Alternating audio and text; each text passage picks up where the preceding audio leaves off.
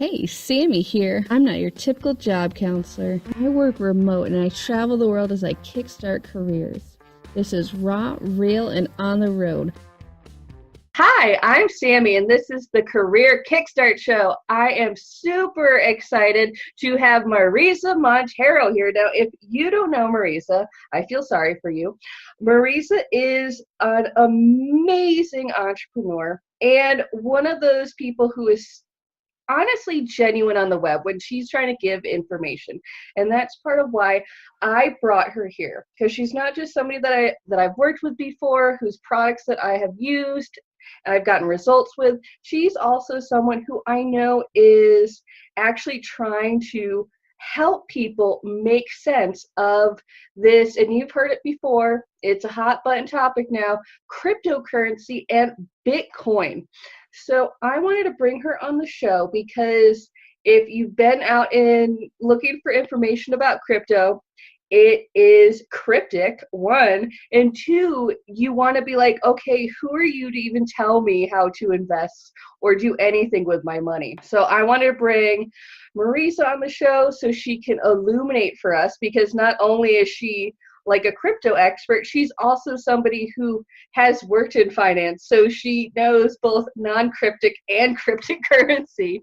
So Mariza, I want you to explain yourself because I'm probably not doing it great. So tell us a little bit about yourself. So thanks for the introduction, and definitely cryptocurrency is a very, very hot topic. I've been investing in cryptocurrency. People haven't really cared that much until very recently, as the market and the value has gone up, which is due a lot to exactly that. More people caring about it, more people wanting to invest. So what I found over this year is a lot of my colleagues and friends and other entrepreneurs, other business people, even people I used to work with, my parents, were asking me how to do it. And I just didn't have the time to sit down with 100 of my closest friends to show them how to get into it, why to get into it, what it was. So I decided to create a platform for education, to just teach people the basics of what this thing is, why it's a hot trend right now. Is it a trend? Is it going away? Is it money? Am I going to lose all my money? Is it a scam? Is it cryptic? All of these things. So I basically focused on that, and I came to this exactly as you said, from my background in finance. I went to school for finance. I have an MBA, and I worked for investments in a large insurance company in the US for more than 10 years, specifically creating securities and writing prospectuses for security products for the SEC in the US. So I'm very, very familiar with the traditional capital markets.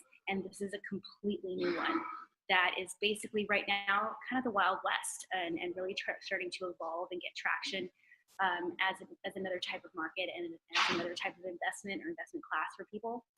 And the difficult part is that there's just such a big learning curve, and a lot of the information out there is very esoteric and complicated and technical, because not only is it technical about finance and money, it's technical about technology, like how the back end, the blockchain works, and these complicated algorithms that keep it going, and these computers that make it run. Our money runs basically, central bank runs on technology and a system of computers. So you've got two really technical things from a computing perspective, and intimidating for people. So that's why I wanted to kind of break it down and make it very basic, so that barrier to entry isn't, since it's not financial, you can invest a couple of bucks. The barrier to entry is just the knowledge and trying to understand what you're investing in. And I really believe that people should understand, at least from a conceptual level, what something is before. Mariza, I completely agree. And that is what attracted me to invite you onto the show, because I like your emphasis on education and the fact that you really do want people to know what they're getting into before they jump into it, because it's true. For me, before I invested in any cryptocurrency, and I'm not a high roller, I'm just letting people know, before I did, that was exactly the thing that stopped me, was the knowledge that I had no knowledge, and everything that I was reading seemed almost designed to confuse you further, or to, you know, be just a giant sales pitch on something, and then you really didn't learn anything at the end, except there was a guy who was like, I'll help you, blah, blah, blah. And you're like, dude, you're in the alley of the internet and you want me to give you my money. Yeah, basically that's it. It's just a lot of confusing terminology, and you know, a lot of people in the corner just saying, "Hey, you know, invest in this blockchain stuff. It's a trend. You can make a lot of money. I made 1,000%," and kind of guaranteeing it's not something we haven't heard of before. It's another get rich quick, and there really isn't a get rich quick. Yeah, the only people who get rich quick are the people who have inheritance. But yeah, you're right. There's a lot of kind of weird information out there, which I know that for a lot of people in my audience, you know, growing up, most of my audience are women, and growing up, like, a lot of women are not given very much financial knowledge. So when they get into, you know, learning about cryptocurrency, they need to like almost take a step back and think about, okay, what will this even mean? Which for me has been a struggle, because I want to have that financial independence, and be independent in my knowledge and things like that. So what would you say to a, you know, a millennial, a woman, you know, somebody who is interested in cryptocurrency? Like, what do you suggest as a first step for them? Something that's not going to be too heavy. It's not like, okay, put 10 grand into, you know, Bitcoin. What's a good first step for someone who's a first time? The first step that I would say is understanding basically what it is. Is it an investment like gold? Is it money? Is it, you know, what is the actual thing, and what is Bitcoin? So Bitcoin is a blockchain. A blockchain system is the infrastructure behind it. Well, that sounds cute. What's a blockchain? If you Google it, it will tell you that is a decentralized ledger based on cryptography. Decentralized ledger and cryptography. 3 more words that most people don't really understand or put together.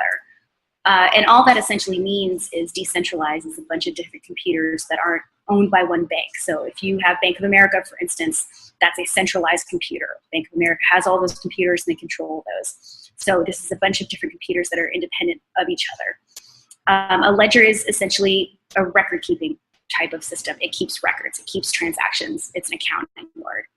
Cryptography is what makes it safe and secure, so that people can't hack it. The Bitcoin blockchain has never been hacked, and it has military-grade cryptography. It really can't be hacked.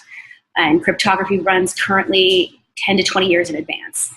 So 10 to 20 years from now, the current type of cryptography could be hacked, or either by our supercomputer. So based on what we know of with technology now, it can't be hacked. But you Google that, and it's intimidating. Decentralized ledger with cryptography. Bleh.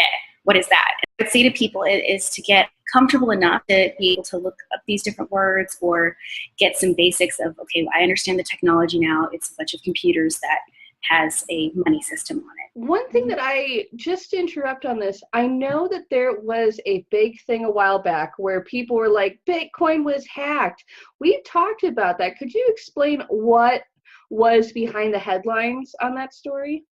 So people get confused sometimes when I say that, you know, blockchain can't be hacked, or that it was hacked for millions and millions, $800 million, or it would be now. That was an online Mt. Gox. So there are a lot of online exchanges, and most people use those to change their fiat currency. So your dollars for get Bitcoin. You've got to have somebody that has you. So typically people use like an online exchange. And with a lot of these online exchanges, you have an account, and they hold the PIN or the private key for your Bitcoin wallet. They don't actually give it to you. So what you only have is your login information. So the online exchange will hold that PIN. If that online exchange gets hacked and all those PINs are taken, then whoever took all those PINs has those wallets and has all those Bitcoins. So that's what happened with Mt. Gox. Okay, so pretty much instead of a hack of Bitcoin, it's really more like somebody found all the passwords on the digital fridge, if you will, and then they used them. They hacked a website, just a regular website. They hacked the website that had all the passwords to the Bitcoins on the blockchain. But you can't go directly into the blockchain and do that. So they hacked a website. So you really have to be careful what kind of exchange you're using and what type of website, because all of those websites, every single exchange, is vulnerable to some kind of hack because it lives on the internet and it doesn't have that type of cryptography around it. Okay. No, that makes sense. Okay, so just to summarize, you're saying that the good first step for anybody who's interested in starting this crypto journey is to look up the terms. And also, I would suggest, based on this, is to also look up the exchanges that they want to use. I know for myself, I'm using Coinbase, which works for Americans, but there's certainly others that will work for people outside of the States. After they get, a leg up on the vocabulary, they figure out their coin exchange. What do you think is the next step for them? Should they start buying, or should they, maybe look more at the trends? What do you think is the next step? So once you figure out what type of exchange you'd like to use, and there are a couple. Coinbase works for people in the US, people in the UK, in Europe, and a few other countries as well. CEX.io works for pretty much everybody else. So one of these large exchanges, once you can figure that out, the next step is actually making sure you have the right security, a good VPN, Google Authenticator, to be able to log into your account securely. And then the big step is deciding how much you want to put in. And I would say for someone who's really just getting started with learning the vocabulary, getting what currency is, putting in just $100 just to set up your account. Cryptocurrencies are very, very volatile. They're up 20%, they're down 20%. A couple of years ago, they were down 85%. The long-term trend is up, but the day-to-day, week-to-week, month-to-month can be down. And it's very emotional because we're not talking about, just anything here. We're talking about your money. And to watch it go up 50% and then down 20%, you're a lot more sad when it goes down 20% than you are happy when it goes 50%. So there's a lot of emotion tied to it. So I would say start with something really, really small. Get comfortable with the security. Get comfortable logging into the account. Start learning more about Bitcoin. Get comfortable with the volatility. And then the next step after that would be, okay, I understand a little bit more about cryptocurrency. I'd like to put a little bit more money in. Whatever amount you decide, it should be an amount that you really don't need to access or exchange back into your fiat currency, into dollars or euros for the next 6 to 12 months. So if you've got, for example, $5,000 in savings and you would really like to put that into Bitcoin, sounds really good, but something happens 2 months from now and you need to take it out and Bitcoin's down 20%, well, then you've lost 20%. While you have it in Bitcoin, you haven't lost anything. It can go up and down, but when you take it out is when you actually realize that loss. So being able to keep it in there and keep going with this upward trend that we're seeing in cryptocurrency that's, in my opinion, and the majority of the financial community is going to keep going up long term, but the day-to-day is volatile. So whatever that amount is that you decide above that first few $100 when you're just dipping your toe in should be something that you can keep in the market for at least 6 to 12 months. That is fantastic advice, and I think that's definitely something that, for any investment, and one thing that I will say is that, you talk about making sure that you're not going to play with money that you definitely need, or that you can use. And one thing that I will say maybe it's just me, but I know from some of my friends and other women that I've talked to is that there are some people who, you feel a little bit guilty when you put your money into something like this because it's a future thing. It's not helping anybody. It's not, something that's enriching somebody, blah, blah, blah. So I would also say for women who, are unsure about this is to think of this as just another investment in their own future. Because one thing, especially if you listen to my episode with Lisa Curtis of Charter Wellness, who is a retirement planner, she talked extensively about how one of her big, audiences, a lot of the people that she works with as customer are women who just did not plan for their future. So I would really say to all the women who are listening is that if you feel some sort of weird sense of guilt for socking away money like this, don't. You are putting this into your future. You are whatever sort of investment, however you're doing this. But with that in mind, sorry, I just went on a tangent about taking care of yourself to my sisters. I think that's really important, and it kind of surprises me to hear you say that, and then I reflect a little bit on myself that I guess as women we have so much to take care day to day, care of ourselves, maybe taking care of a significant other, maybe kids, laundry, making food, planning, logistics, very much in the here and now, and future stuff we feel like it's taking away. I can definitely see that. But how I look at this for myself, and actually my husband put it this way, he said, someday we're going to be able to buy a house with a Bitcoin. So socking away that little bit to try to get myself up to a whole Bitcoin, thinking to myself, well, maybe, not a house in Malibu, but I might be able to buy a house in Peru in a couple of years with one Bitcoin, and that would be amazing. So being able to think, not just in the present, but also in the future of how much more I'll be able to do in the future by investing just a little bit today, for sure. And that goes across the board beyond cryptocurrency and just regular savings, paying yourself first is what a lot of finance people and financial planners like to say. Pay yourself first, save that little bit so that in the future you'll be able to provide more and do better, and provide more for your family and your friends and any causes that you have, because you'll be more financially independent and be able to help more. Amen, sister. Pay yourself first. I love that.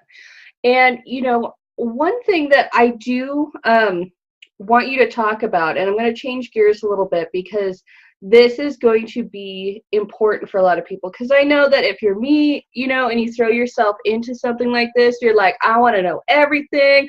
I'm going to pay myself first with all my bitty bits of Bitcoin. I'm going to do this, that, and the other thing. And I'm doing a bunch of research. But then you can find yourself finding maybe less than reputable sources, which I'm somebody who went to library school. So I'm really good at kind of like looking for the red flags and being like, BS, that's not right. I can look that up, but not everybody, has that research skills. So what would you say is a red flag when people come across information about Bitcoin, other cryptocurrencies? I know that there's a bunch of, they call them, I think, ICOs, where they're kind of like almost like debuting a new cryptocurrency. What do you say are red flags for people who are looking for this information? Sure, and you mentioned a lot of things there. So looking for this information, and even some good reputable sources have this. So I would say across the board, as we mentioned before, anything that has any kind of get-rich-quick feel to it, like buy some crypto, invest in ICO, and you'll be laying on a beach next year. Anything that sounds like that, or 1,000% return, or any of those things that sound like any type of get-rich-quick, which we've heard, it's time-told story since buy swampland in Florida type of thing. It's the same type of thing with cryptocurrency. So if it sounds like that, also what is the source? I've seen, especially in the online entrepreneur world, since this is becoming such a hot trend, we've got people moving away from other hot trends. So you see these people that are online marketing gurus that maybe were selling supplements or health supplies or fat burning things, and now they're like, oh, well, that market's kind of cool, maybe I'll just expand to this market because it's got a lot of attention on it. So you want to see where your source comes from and what their background is. And while I haven't been quote unquote influencer in the crypto space, I try to make my background pretty clear on the site, where I came from, why I'm doing this, and focus a lot more on education. So those people that are trying to give you investment advice, especially people in the US, where that can be very illegal to do that without certain qualifications, telling you what to buy, I would be very skeptical about that. I, again, focus on education. I want people to be empowered to know what these different things are. What's a Bitcoin? What's Ethereum? What's an ICO? What's a token? What's the difference? So that you understand the differences and the risks, and you feel empowered to make a choice about what's right for you. Because you might think Litecoin's a really good idea. I don't own Litecoin. I don't like these quote-unquote altcoins. I prefer Bitcoin, and for specific reasons, because I understand the difference. So look for things that are more educational based and not just, do as I say and you'll get rich.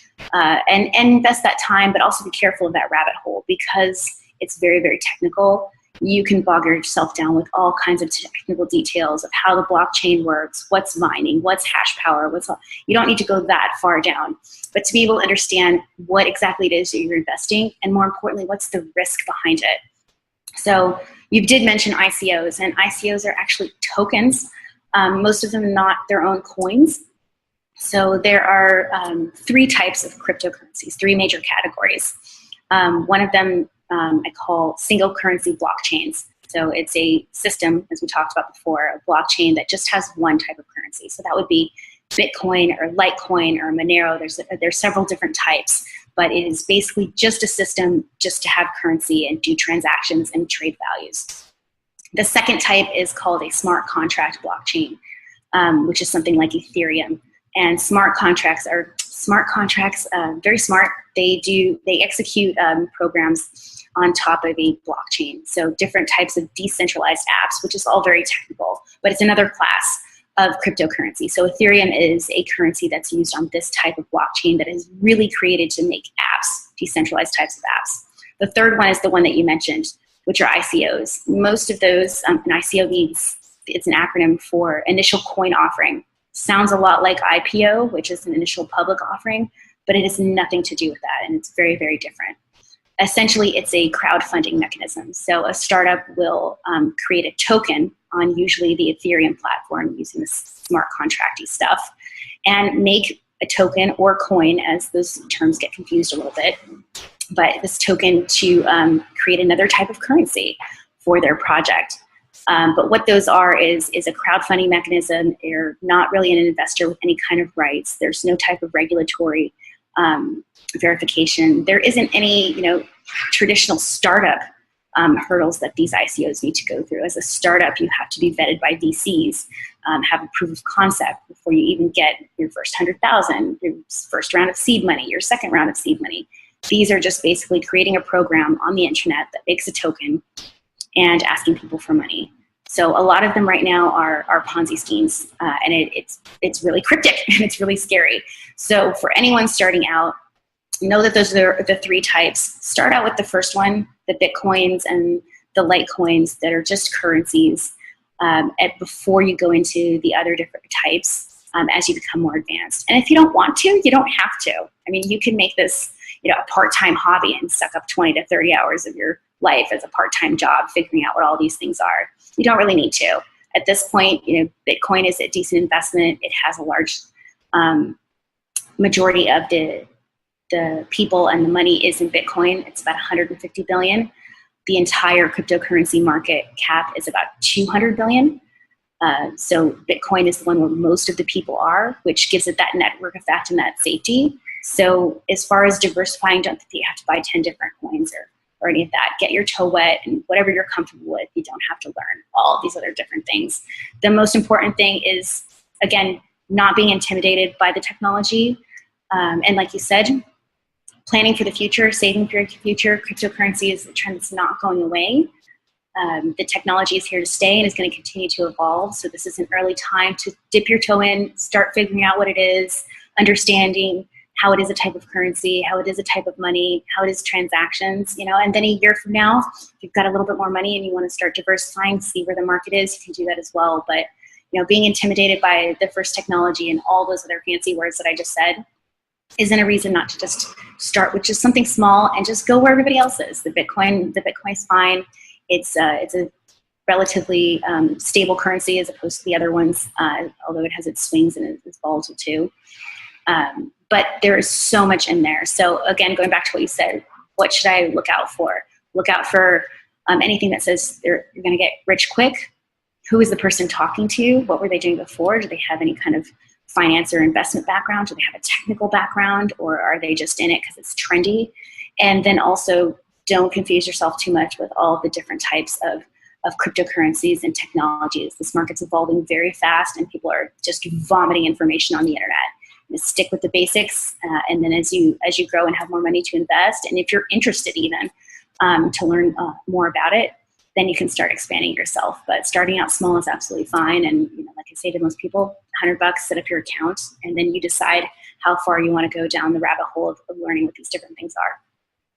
Awesome. That is great advice, Mariza. And I really appreciate you just laying down these simple things for people to look for. And I do not have the time to make cryptocurrency my part-time job. So that's why I'm very grateful to people like you who are just giving education out. So we're coming to the end of the interview, and I really want you to talk to people about where they can find you, also where they can get more information from you about crypto. So could you tell us a little bit about that? Sure. I'd love to. Very passionate about it, as I said before, on the education piece. Again, I don't want to tell people what to buy. I do suggest, as I said, starting out with Bitcoin because it's the largest one. But really am focused on education, and I'm working very hard to put that basic information out there. So my site is called sheknowscrypto.com. You can find me there. You can find an about page, a little bit about my journey and what I'm trying to do. There's a free basics guide. It's called Just the Basics on Cryptocurrency. It's like a 5-minute read that'll give you a good background of what this phenomenon is in plain English. And then if you're ready to dip your toe in, there is a guide on there as well. That's Buy Your First Bitcoin. It's a guide that I've laid out pretty easy to read, hopefully a little bit humorous and funny and not too tech speak. But I do want people to be informed. So a lot of it is giving you the right information to be an informed investor in cryptocurrency, and then walks you through with a bunch of screenshots of what you need to do to actually buy your first piece of Bitcoin. Yeah, I've actually gotten it, like I said before. And it was like, literally, it was like, here's the step, here's the screen, here's the step, here's the screen. It's like shake and bake with Bitcoin, and I barely helped. It was all Mariza, the guide. That's how I boil it down. And then I also have a Facebook group, She Knows Crypto Facebook group, where I've got a lot of women in there that are all just starting out, trying to create a safe space to be able to ask questions that you might be embarrassed to ask, other folks that are a little bit more advanced. If you're, at a happy hour or whatever, meeting with your friends and like, I've got Litecoin and Monero and I just bought 6 ICOs, and you want to be like, what's Bitcoin? You can come to the group and ask any of those questions and share your experiences and the different types of exchanges and what's this thing and what that is, to be a lot more supportive. Because again, I really want women to really understand what this is, because we know traditionally women are slow on the uptake with new technologies, and cryptocurrency is a new technology. So I want women to feel empowered to get the education on their own and be able to buy cryptocurrency knowing exactly what it is and be informed of what the risks and the potential reward is down the line for it. Awesome. Thank you so much, Mariza, for joining me. I had such a good time talking to you today and getting more of this, just very, like, for me, it's like a brave new world. Like, I was a history major, so like I know how humans used to like trade shells, coca beans, and now block. I'm so happy that you came on the show today to kind of like demystify, educate, and just inspire me and also my listeners. So thank you so much, Mariza. Everybody who's listening, go to sheknowscrypto.com. She knows crypto. Woo! So thank you again. She knows, I know, Sounds good. Thanks for having me. Find something cool at cool.careerkickstartacademy.com.